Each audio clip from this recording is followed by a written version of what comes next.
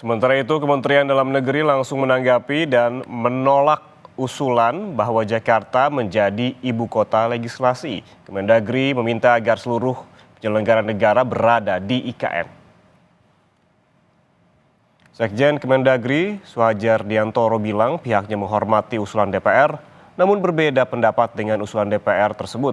Suhajar menambahkan kedudukan lembaga negara tidak hanya pemerintah atau eksekutif, melainkan DPR atau legislatif termasuk di dalamnya.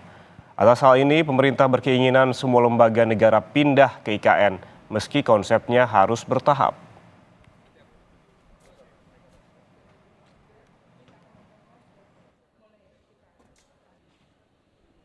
Atau kenegaraan, termasuk tempat kedudukan.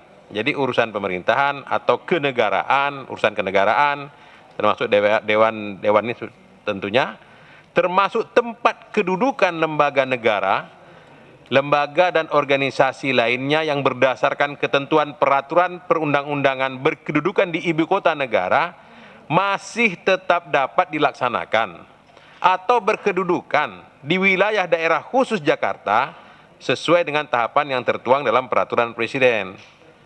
Jadi kalau nanti misalnya DPR nak mintanya tahap ada kan presiden rundinglah dengan